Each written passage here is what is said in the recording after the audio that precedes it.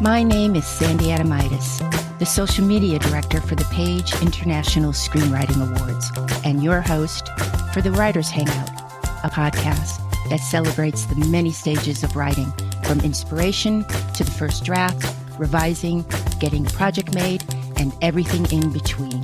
We'll talk to the best and the brightest in the entertainment industry and create a space where you can hang out, learn from the pros, and have fun.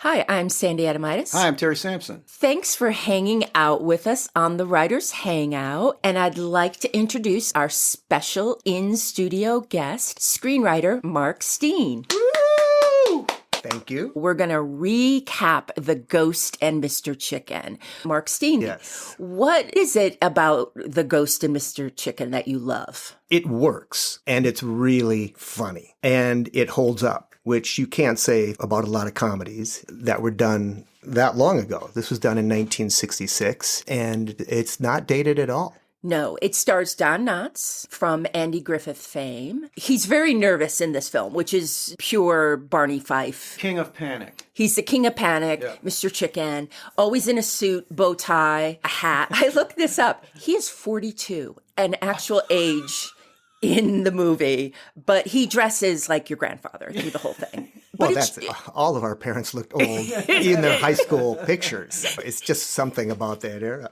Exactly. He's very, very charming. Well, he was very smart. This was his first starring in a film.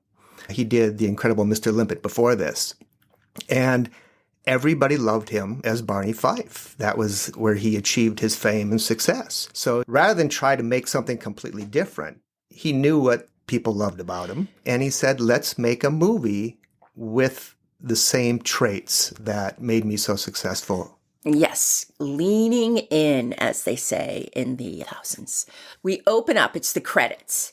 And Luther, a.k.a. Mr. Chicken, Don Knotts, is driving on a dark street. And he goes by some signs. And it tells us that we're in Rachel, Kansas. Population 6,384. I was pleased to see there was also a sign from the Optimistic Club, and it said welcome. And I didn't know if that was a threat or...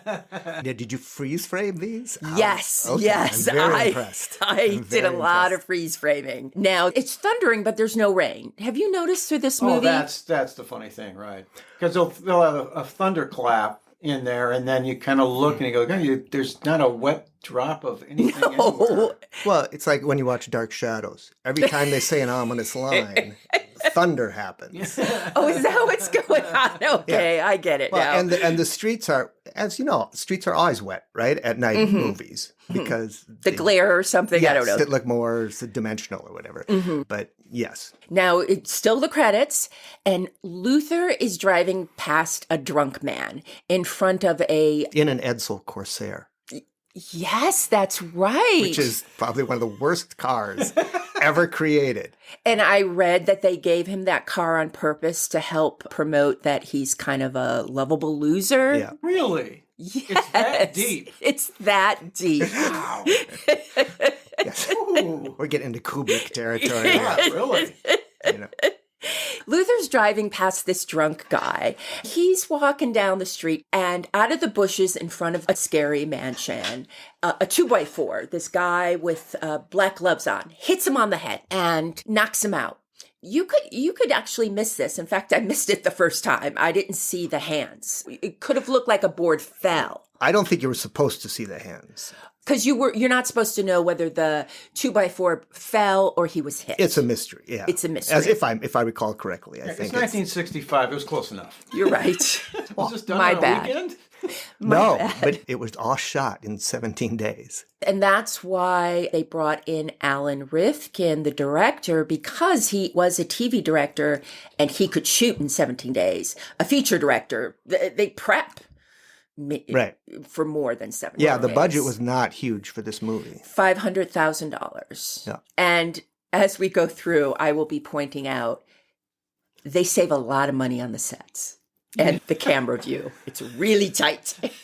really tight. I thought it was pretty good Haunted Mansion, but let's keep going. Yeah, the haunted, I think that's where they spent their money. Susanna from across the street, she's up in her bedroom. She's got curlers on and a robe, and she sees the drunk get hit on the head and starts screaming, murder, murder. And by the way, amazingly good scream. I can't believe she's not AI'd into every horror film from now on. Luther hears this. He turns the Edsel Corsair around and he backs into a bunch of garbage cans. And I have to say, mad respect for all these sight gags. If it was set in France, there'd be a fruit stand on every corner and everybody would run into it. Now, this is when the credits end. Luther pulls out his press card, goes over the body, and Suzanne is already there.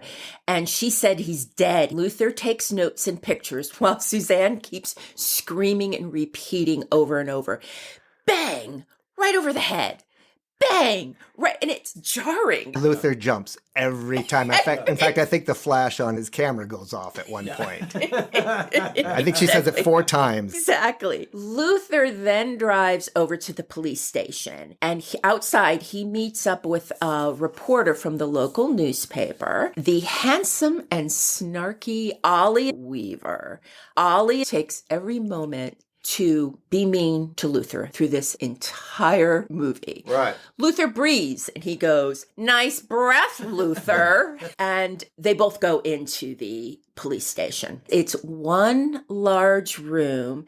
And did you notice there's 2 guys in the corner playing checkers? Yes. They aren't dressed like cops, and I don't think Rachel, Kansas, population of 6,384, maybe 83. Could be. Needs 2 undercover cops or detectives? I don't think they are cops. No, these are stragglers. I think they're just hanging out at the station because there's a checkerboard there. Yeah, you haven't spent enough time in small towns. They happen to be by there. The board was there. We're playing. Yeah. Okay. So if I go to the North Hollywood police station, will I find a checkerboard? No. In the lobby area. You may be hosed down by mistake immediately, but no checkers. Okay. I've been there as a customer, and there's no checkerboard there. Okay. Anyway, it feels late when Luther and Ollie burst into the police station, yet the chief's there. And he's sitting behind what looks like a mini Law and Order set. Yeah, he looks like it's very high up. They're always elevated.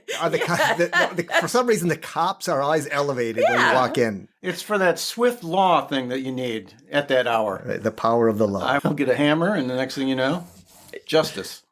And then the editor of the newspaper arrives, George Beckett, who is A.K. the second Darren, Dick Sargent. Right. We all know the second Darren is Bewitched. I don't know what season it was, but in the middle of the season or at the beginning of a new season, there was just a new Darren. Yeah. Well, he was the second Darren, and coincidentally, the second Gladys Kravitz is also in this movie. Yes. Yes, you're absolutely right. Now, Luther's talking too fast, and everybody's saying, calm down, calm down. And he can't explain what is going on. And then finally he shouts, calm, calm, do calm and murder go together? Murder and calm? Right. So great. Luther declares that Calver Weems, a.k.a. the drunk guy, was murdered. He's got everybody's attention now. And as he continues to talk, Calver Weems walks in, guided by his wife, who demands her drunk husband be put in the tank. And I guess this happens all the time because the chief hands the wife the keys and says, put him in cell 3. Yeah, that's an Andy Griffith callback. Is it really? Yeah. I'm sure Aunt B had the keys. Yeah, keys to the jail. Okay. And Luther says, you can't be here to him. You're dead. And he goes, no, I'm not. He goes, yes, you are. They fight about whether or not he's they dead. Argue yes. about his Okay. consciousness. Luther's a laughingstock. I think we learned here that Luther isn't really a reporter. He's the typesetter. So Ollie is the reporter, and Luther's the typesetter, and Beckett is the editor. So it's a 3-man newspaper. Right. Yes. And by the way, that never happens. That is such a different job. My dad was a teacher and also a newspaper reporter. The typesetting guys were like pitchers in a baseball team. They only did one thing. Yeah. Do you think Luther did had a degree in journalism from the Rachel City Correspondence School of Journalism. I guess the difference is that Luther had a dream. So the two checkers guys continue to laugh at Luther all the way to Luther's car. And this is where Luther mentioned that he is a student of karate. Yes, he studied by mail. He studied by mail, exactly. Now, the next morning, we're at the Natalie Miller Room and Board. And for the younger writers, boarding houses were prevalent in the early 1900s.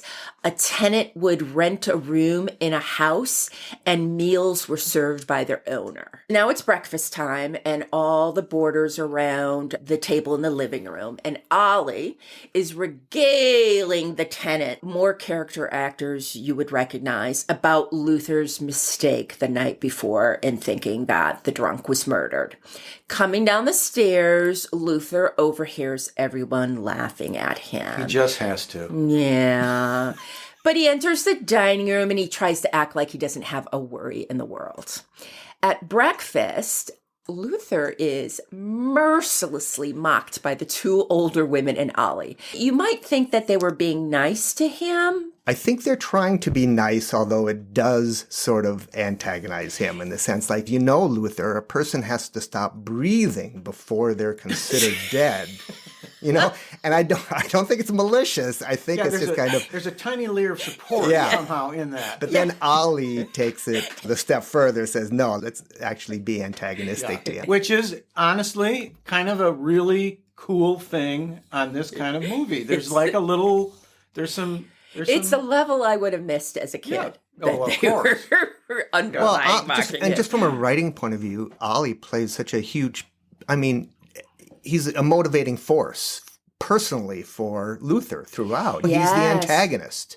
So every scene where they really got to drive Luther to do something that you wouldn't expect his character to do, Ollie's usually there provoking him in some way. He's like, I'll show you. Yes, you're absolutely... They don't miss a beat where Ollie can do that. Right. So the big picture is he wants to be a reporter. So that's his dream. And on a personal level, it's the fact that he wants to impress Elma. Yeah. And we will learn about Elma now.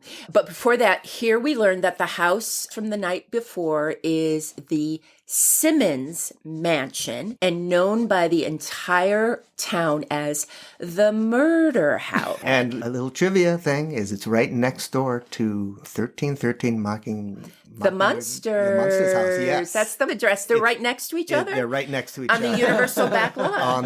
on Colonial Street at Universal, yes. Oh, that's great. Now, it's known as the Murder House because a murder-suicide occurred there 20 years earlier. Mr. Simmons killed Mrs. Simmons, and we learned that the murder house is going to be torn down by Nick Simmons, right, who is in town from Chicago. He's a businessman. Yeah, he's got big pants. He's a big pants boy. He's a big pants guy. He's going to teach these schmucks all about life. Now, Nick Simmons was questioned about the murder, but he was cleared. Now, we hear a car horn. It's Elma Parker, Joan Staley, the town beauty in her blue convertible, there to pick up Ollie. Let's just take a pause here and say, Don Knotts, we all love Don Knotts, especially the three people in this room, but Don Knotts is a 4 on the 10 scale. And, could be a 3. And Elma is a 10. She is smoking hot. She's a lovely gal, and I don't naturally, probably even at 8 years old, put those two together, frankly. Saying, what's going on here?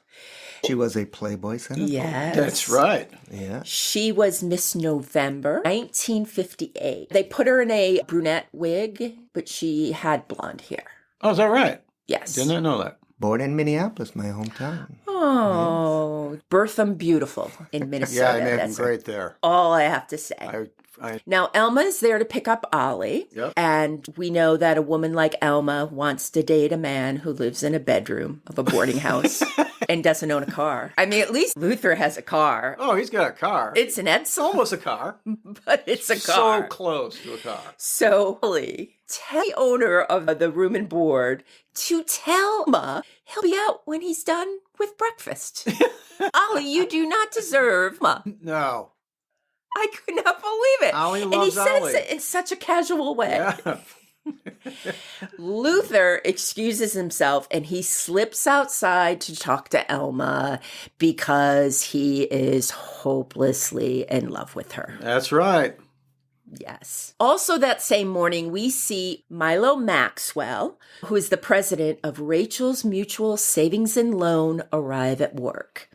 Now, I counted 3 tellers, and that's more than my Wells Fargo has at any given day. Lots of people in line. It's a busy place, and much like the police station, it is one large room. Yeah, that's They all saved it is. on walls. Yeah. They just set up the camera. See, so 8 ATMs have put actors out of work. Yes, you're right. Yeah, but the nice thing is no checkerboards in the entire bank. Not a one. Not a one? You can't get a game in there. No, it's No. business. Come on. A young woman tells Milo Maxwell, even though Milo can't miss him, that Nick Simmons is waiting for him. Milo apologized for being late because his wife had a surprise seance for her birthday.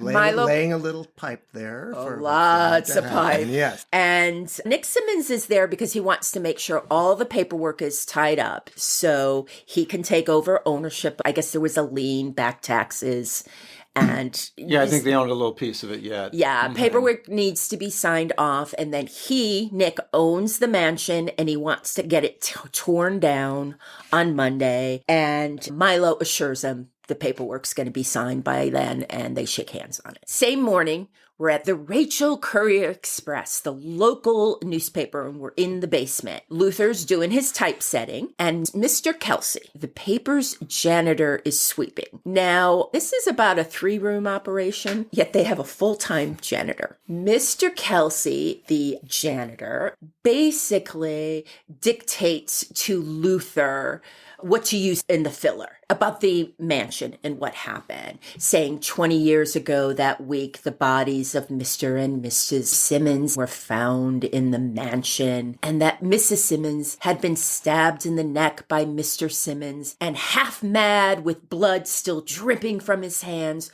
went running up to the organ tower, insanely playing the organ before throwing himself out the window, committing suicide, and the ghost of old man Simmons still climbs the tower and plays the organ at midnight.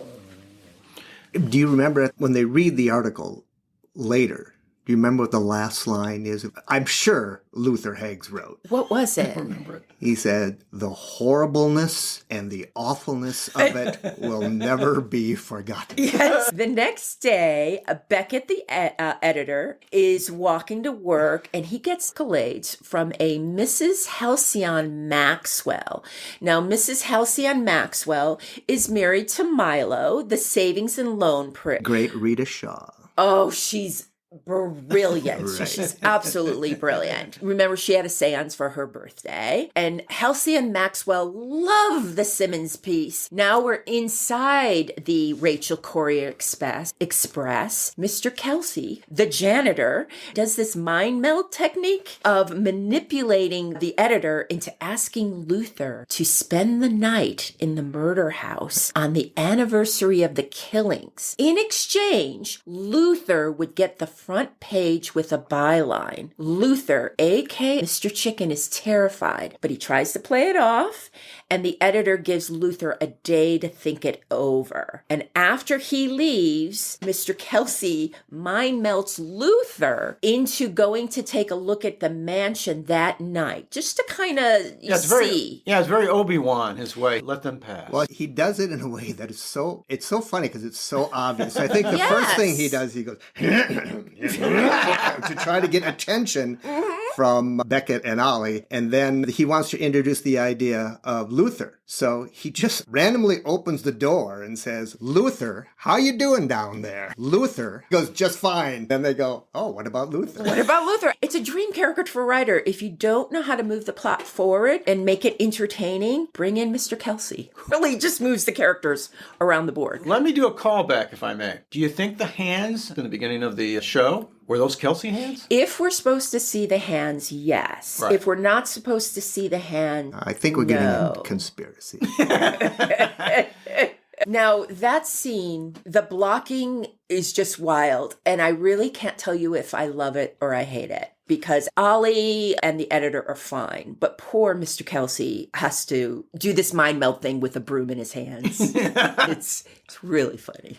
By the way, can you just say what great actors these all are? So good. Now we have a quick scene. Luther's lurking outside the murder house. It's dark. And he runs into Nick Simmons, who scares the heck out of Luther. Nick Simmons says the house isn't for sale. And Luther says, oh, I guess I'll have to build it. Yeah. Oh, I guess I'll have to build it. Well, every time he has to think fast, he just says the stupidest thing. At one point, what does he say? Why don't you run down an alley and yell fish? Or something like that. What was that? Which is actually, they borrowed that from the Andy Griffith Show. Oh, okay. Because Goober or Gomer yelled that to Barney Fife at one point. I think he just lifted it from that and used it in this movie. Yeah. It made the crew laugh. Probably all from Andy Griffith. Okay, next afternoon, Luther runs into Elma in front of a cafe. There's no name on the cafe, so I'm guessing the Rachel Cafe is a popular name in the Midwest and they couldn't get clearance. That's what I'm thinking. And the sun is so bright, you can tell San Fernando's sun. 110 degrees. You know you're in the back lot of Universal. Mm-hmm. Elma invites Luther to lunch, but Luther has to mail a package for the editor, so Elma goes in to get them a table. And of course, I love the energy of him getting to the mailing the thing off. He makes a meal out of mailing that letter. It's the greatest. I love this scene. She has to go in and get a table. He mails a letter, so he takes him out of the picture for a little bit. He comes back, and he finds Elma sitting in a booth. But she's sitting with a strange man who's eating his lunch. And Elma explains, it's the only table available. He'll be done shortly. So Luther, Don Knotts, has to stand. And of course, what does he order? Chicken noodle soup, right? So they start to have a kind of a normal lunch, and he's struggling to eat the soup standing up while this guy is watching. He's busy, and this guy eating his lunch is listening in. He's like, aren't you almost up to your Jell-O? Because he says earlier, as soon as I finish my Jell-O, I'll leave. The scene has some great lines in it. It's like he's talking about the newspaper game, I think, or something like that. And he's going to work on a big story. And she's like, I thought you were just a typesetter. Like, well, yeah, but I'm also a journalist. I've got the degree from the same college Rafe Johnson went to. And she goes, oh, really? Who's Rafe Johnson? He's like, oh, he's the guy who covered that dead whale that washed up on the beach in San Francisco. And she's like, oh, okay. He's legit. You want to flirt with a woman and talk about dead whales. And eventually the stranger who's eating his lunch leaves, and in pops Ollie, right? Luther doesn't have a chance. And this is where he sets up, I hear you're going to spend a night in the haunted house, and betting around town that you won't do it. And this is where it drives him to say, you better believe I'm going to do it. I'm going to go there. And what I love about this scene and throughout the movie, and just as far as for comedy writers, one thing that they do throughout the movie is every scene like this one has something else going on in it. Yes. I mean, almost every scene. And it's brilliant because when you write scene after scene and it's just linear, like I want the scene to accomplish this, it just feels dry. And it's like they seasoned every scene with some sort of comedic bit. Right. And in this one, it is the guy sitting there and him having to stand while eat his soup. And I mean, you could randomly just pick a scene and I could tell you what they're doing. Even in the driest of scenes, like later in the courtroom scene where the lawyer is presenting his case and the judge is like, where's my water?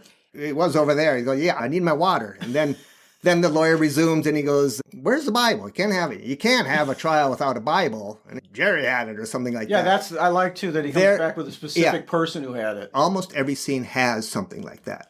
There's what the scene wants to accomplish and then how are we going to make it funny? It's a masterclass in exposition, how to do it. Yes. Because all these scenes are an information dump. There's so much information is in the dialogue. And it doesn't feel like it. And I was happy to see that there is a person of color living in Rachel. One. Yeah. One. She happened to be the waitress, but at least there was a person of color. And had a funny line. He storms out and he says, "Put it on my tab." And she goes, "You don't have a tab." Exactly. It's one of the best lines in the whole thing.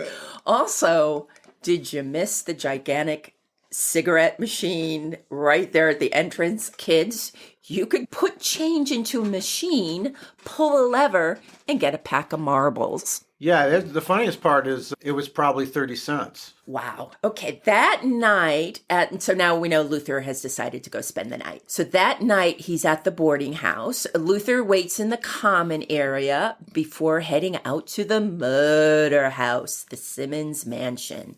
The women once again scare the bejesus out of Luther with tales of what they remember that night 20 years ago was like.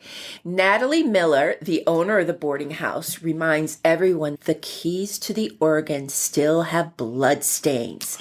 Nobody can get them out. And Mrs. Cobb says, and they use Bon Ami. Yeah, we heard that. Through the whole movie, another gag. Right. And I couldn't figure out what she was saying for the longest time. Bon Ami. Bon Ami. Yes. Available, I believe. Yes, it is. Probably the two most famous lines from this movie are "Attaboy, Luther," and they use the Bon Ami. Every single time the keys are brought up, she says that. Yeah.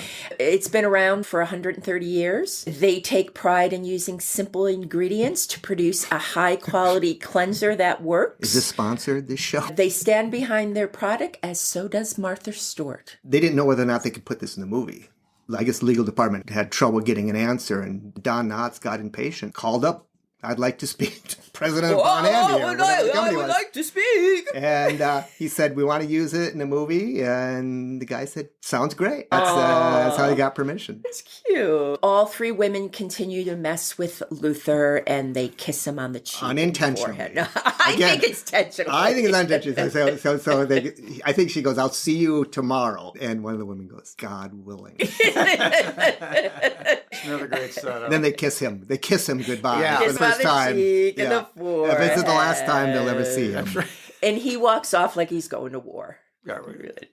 So we're now in front of the murder house, and the wind is whooshing, and Luther approaches the front gate of the murder house, and Ollie jumps out of the bushes and scares our hero.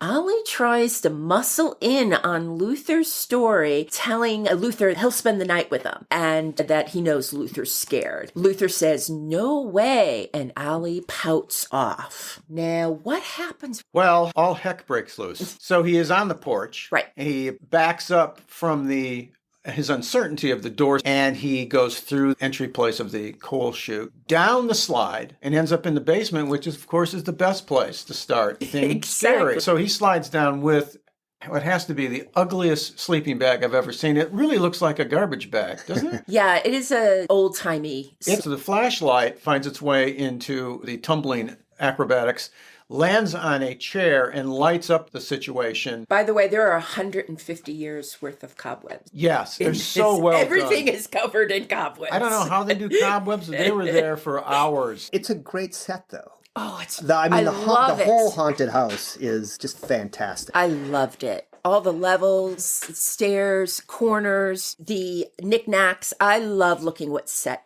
decides to put in a room. Yeah. I think that's my favorite part. I think this would draw me in. As an 8-year-old, that's when I was in. Mm-hmm. I don't think I really caught on to Alma at the time or what the heck was going on.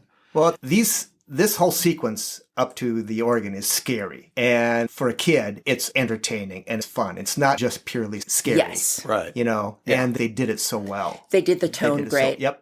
And the composer is brilliant. He just leads you into the scares, the lulls, everything. He wrote this score in 4 days. Wow. Which is amazing because it's fantastic. One of the movies where you always connect the music to the movie. That makes it so great. Well, there's actually only 2 major pieces in it. And the bum, Yes. Which is based on a 1936 song by the Jones Brothers called Mr. Ghost Goes to Town. Oh my gosh, I didn't know that. Yeah. It works great. Yeah.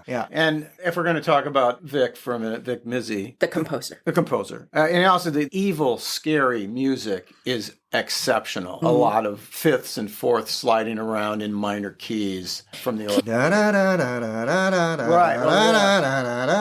Vic Mizzy actually, they were going to hire somebody to play it on the organ, but it was actually sounded too good. So he said, I'm not very good at it, but it worked the way he played it. Yeah, there were some crooked notes there, a little weird note here and there. And I think it sounds like the pipes were not accurately pitched. It was sounded like an organ that had been not played for 20 years. It was recorded by the famous Wrecking Crew. Oh, sure. Yeah, who did everything in the 60s Yes. and early 70s. I noticed, by the way, and I love the score. He was also in the Addams Family. Family and Green Acres, I think he did. Okay. Wow. Yeah. This guy probably came out of arranging jazz. You're right. And the reason is that time I didn't think it was cool was this is what a jazz guy would think a rock and roll sound was. And so at 66, we're pretty deep into the Beatles experience by then. But there's a thing called the Mercy Beat, which is simply boom, boom, boom. That's a snare drum hit. So those guys would take that thing, and even if the track was swinging, that's what the snare drum would do. And that's kind of like a law was being broken, musical law at that time, where I said, oh, and I would cringe probably at that at one point. Now I just adore it because it's so great that he's found this mix between silliness in some of the music, which is great for this because it makes it a lot more acceptable to everyone. Yes. And it has a lot of cool jazz swinging in it, which I dig. Climbs up the staircase. A record starts playing very loudly and very fast. With the largest, Yes. it's like a Victrola. Yeah, he lifts it to take care of the problem. And he's startled by it, but he's still snickering to himself like, oh, look, I got caught by something that wasn't anything. He makes his way up the staircase and he notices the portrait of the deceased Mrs. Simmons, who is also, frankly, a babe. He settles in to sleep. And then he begins to hear the sound of rattling chains. Classic. Then a pounding hammer. What do you think that was? Sounds like Shutters Could have been Wind that. or something like that. It's Yes. unbeknownst to what it could be, up to the imagination. Out of fear, he throws a book against the bookcase. The bookcase opens to reveal a staircase. I love a hidden staircase. I'm going to build one in my house. Yes. Even if it leads to nowhere, I want one. It's classic. Either the hidden staircase or the fireplace that turned. Yeah. You have to have one of those. Stay close to the candles. You find out later there's a little fireplace mantle that they turn something on that. At one point, Don Knotts throws a book and it gets stuck in the bookcase. Yeah.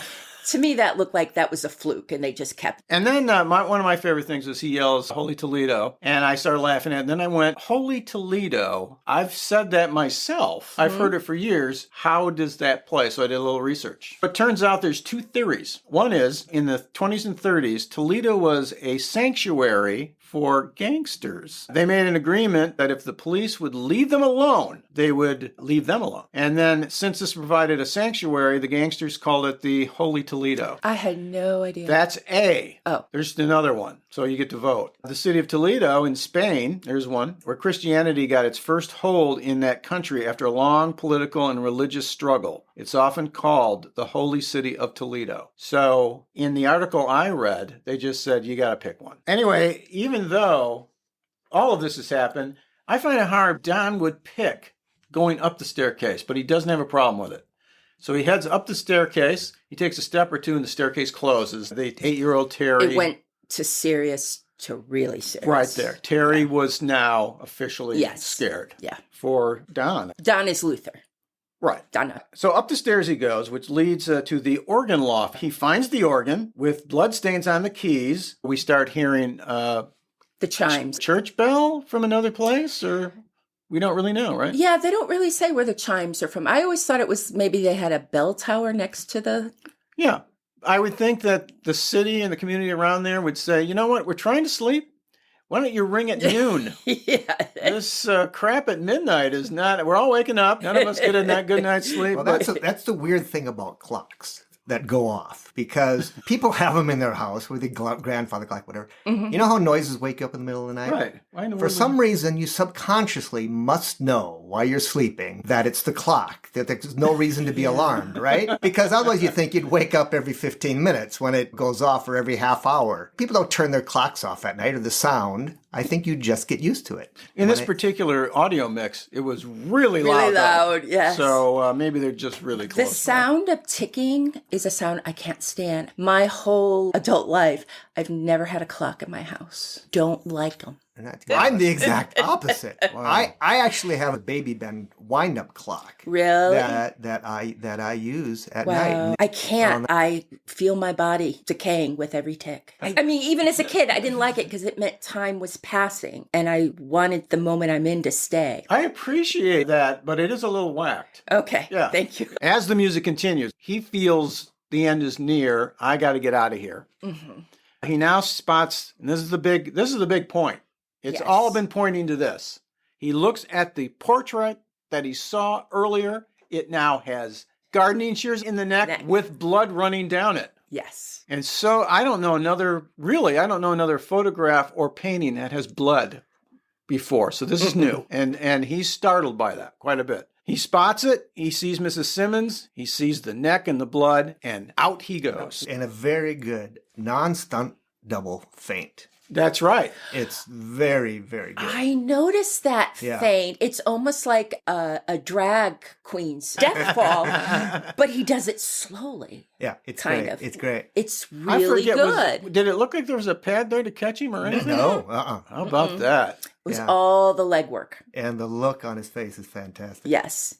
Yeah. Okay, next day at the Rachel Courier Express, a terrified Luther tries to tell Ollie and the editor what happened, but he's incoherent with fear. So Ollie and the editor basically write the piece, and it causes another sensation in Rachel. We're at the police station. The chief and the checker players are talking about the article, and we're introduced to Deputy Herky, the Phil Silvers lookalike, played by Jim Begg. And Deputy Herky, he needs extra pay. Just for his arms, he waves his arms like he's landing planes through this whole movie. Now we're outside and we meet the Psychic Occult Society of Rachel.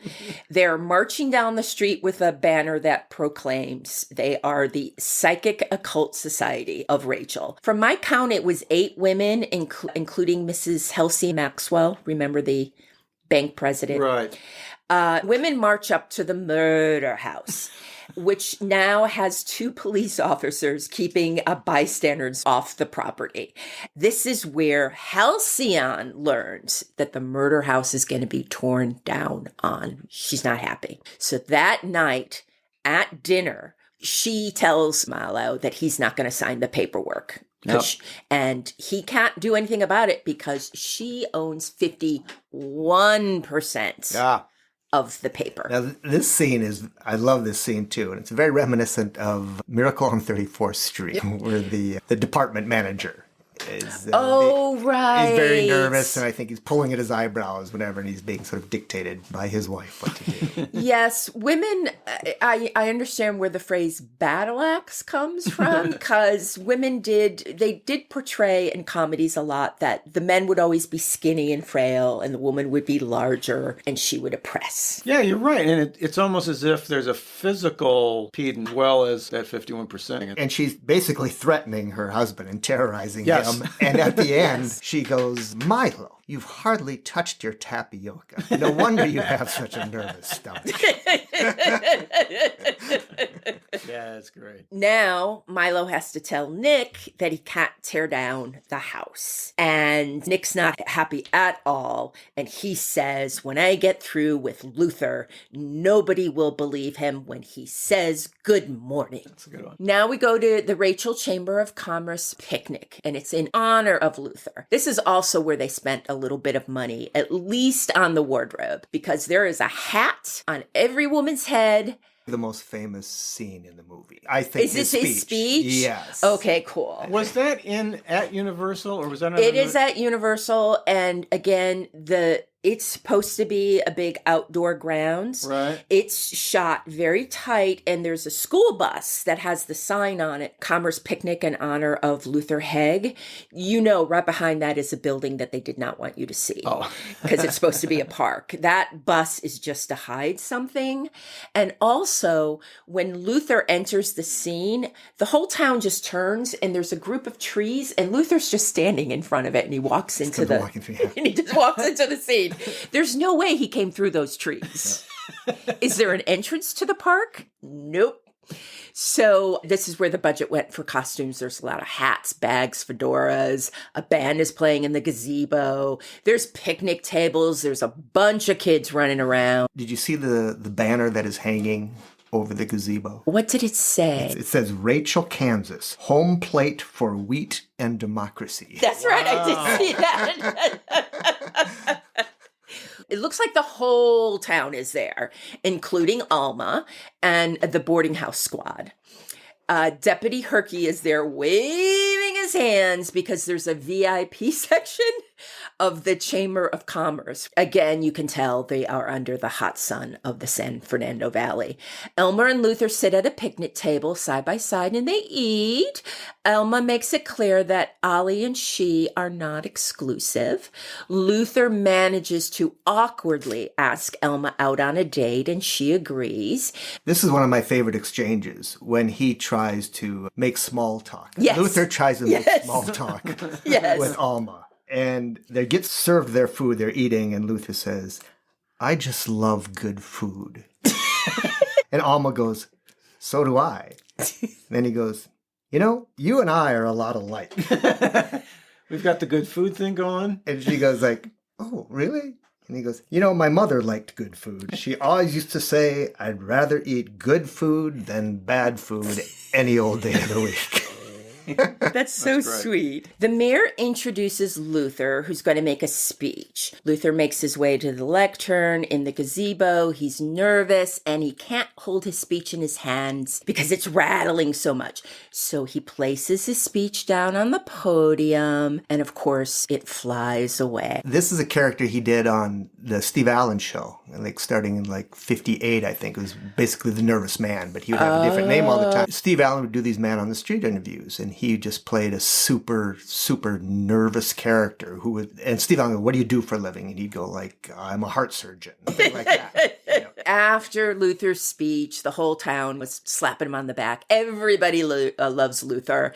And then a man walks up and hands him a summons. The next morning, in a quick walk and talk down the street that would make Aaron Sorkin proud, the editor Beckett explains to Luther that Nick Simmons is suing him because Luther damaged the Simmons name by writing the article that ran in the newspaper. You kind of go, huh? But, yeah, okay. Mm-hmm. Luther and the editor enter the Rachel Hotel and take the elevator to room 51. Wouldn't that be on the first floor, room 51? Yeah, I believe it would be. But not in this maybe case. It's an inside joke I don't get. And which is Nick Simmons' room. Another one of the great running gags, by the way, the elevator.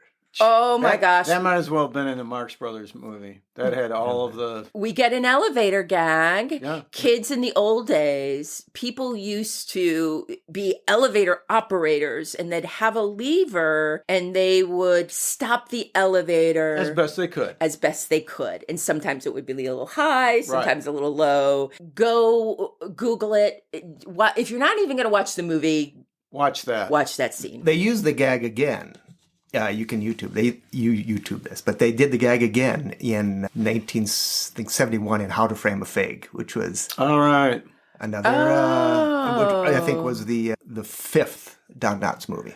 Right. Now, the Rachel Hotel does not have a presidential suite. Nick Simmons, this rich businessman, is in this tiny room with 2 large bureaus. Do you think that's in the brochure of the Rachel Hotel? I think Mr. Big Pants brought those with him. I think so, too. Yeah. He's like, I got to have all my clothes. He calls down to the desk. Can I have an extra bureau for my pants? You have a pants bureau down there. So now there are 4 men, and there are only 2 chairs in this tiny room. Simmons and his lawyers do the power play, and they make Luther and the editor stand up while they sit. Charles Lane is the lawyer. So one of the great. I mean, everybody recognizes Charles Lane. Yes. Everyone. He's Petticoat Junction, and he's endless amount of roles. Now, Nick Simmons says he will drop the suit if the paper retracts the story, saying that it was all a figment of Luther's imagination. I really liked this moment. The editor turns to Luther and asks him if he's telling the truth, and Luther says yes.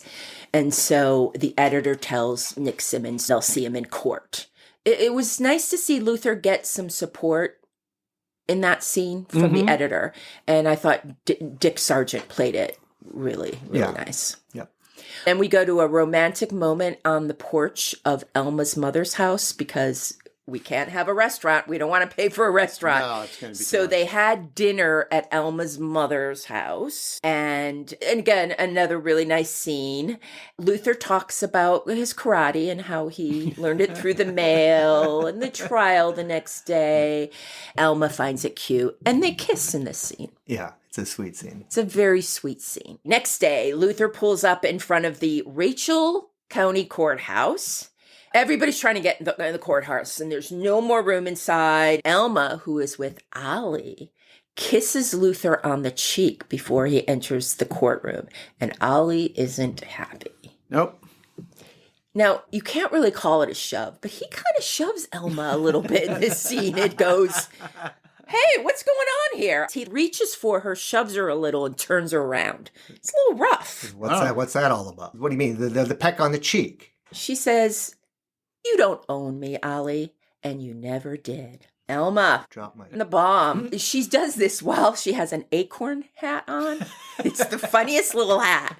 Inside the courtroom, now you know I got to talk about the courtroom. Of course. Big room filled with every character from town that we've met so far. And what you mean by town is Los Angeles. Yes. Every actor you've ever seen. Every character actor from Los Angeles is there. Courtroom. Worst court reporter because in the middle of the scene he just stops writing. He gets tired. And he's handwriting.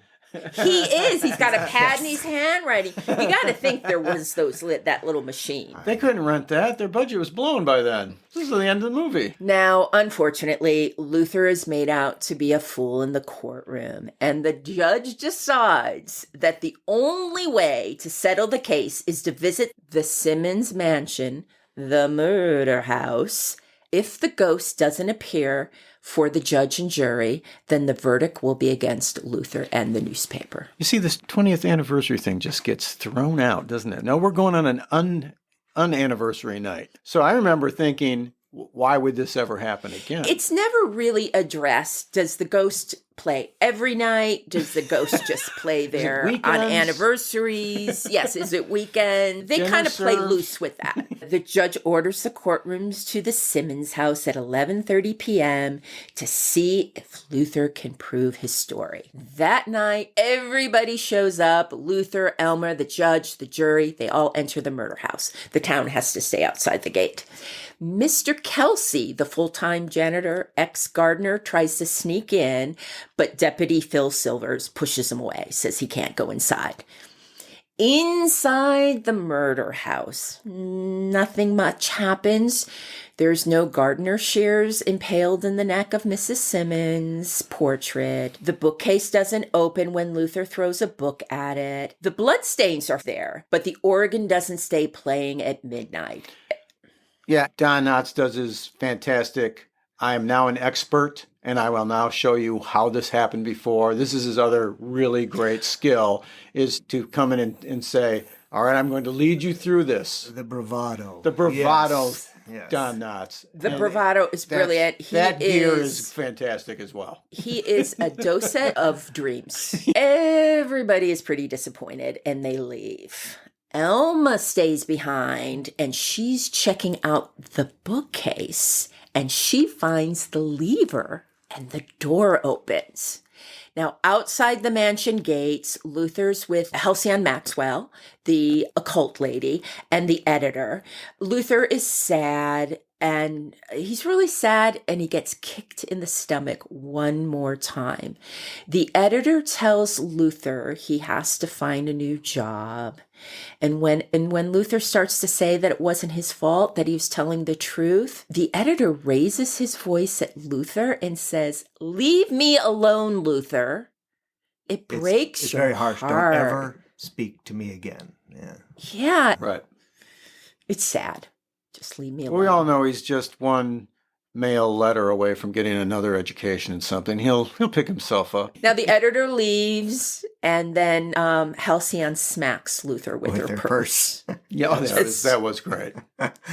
Out of the blue, the organ starts playing. Luther, with less hesitation than I've ever seen him before in the whole movie, climbs the stairs to the organ room and discovers Mr. Kelsey, the janitor. Jamming.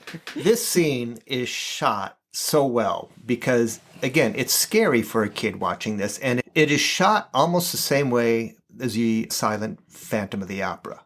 Yes. Where she is approaching someone who is hunched over the Hunched organ, over, yes. doesn't know who it is, and then finally turns and reveals. You're wondering what role is being revealed. Yeah, who is it? Right. Who is it? Is it Mr. Simmons? And even when you see his face, you go, I still don't know what's going on.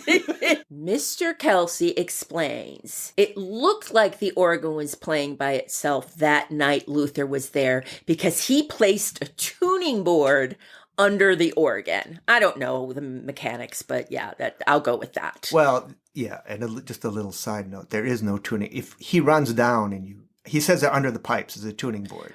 Yeah. But when he runs down the stairs, you see the pipes and there's no tuning board. Right. Yeah, it's there. very, No one would know that unless they've seen the movie 40 times. Like me. It's so amped up at that point. You just go with it.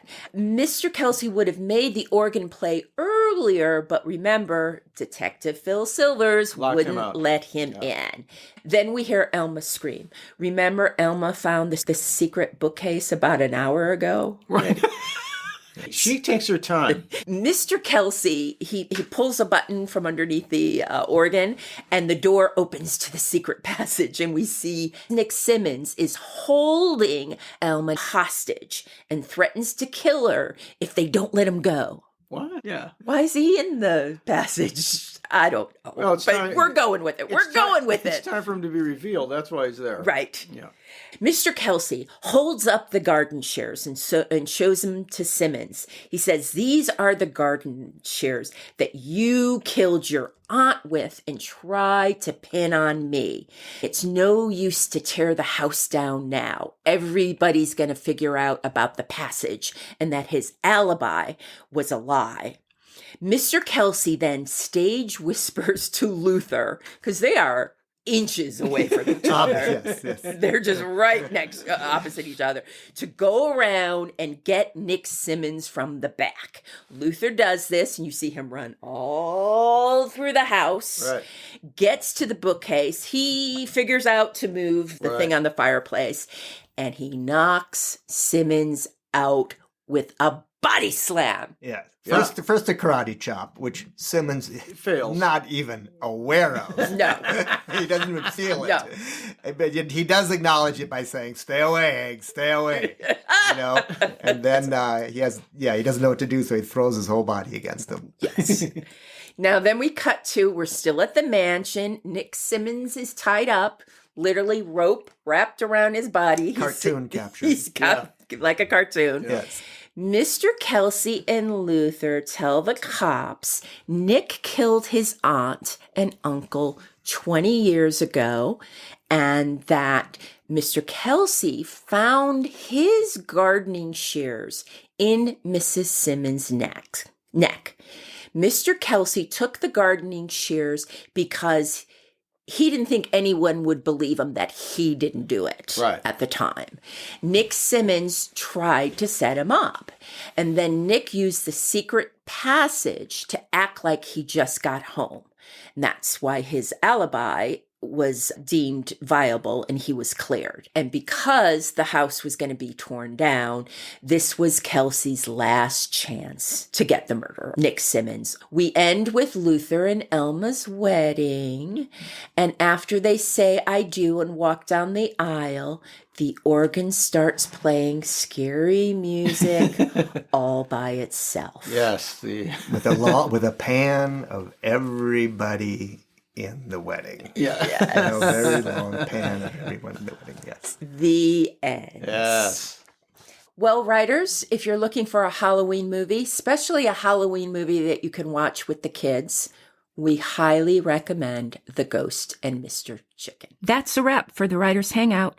Thanks so much for listening. If you enjoyed the show, please subscribe, like, and thrive. Till we get to hang out again, keep writing. The world needs your stories. The Writers Hangout is sponsored by the Page International Screenwriting Awards. Executive producer, Kristin Overn. Producers, Terry Sampson and Sandy Adomaitis. Music by Ethan Stoller.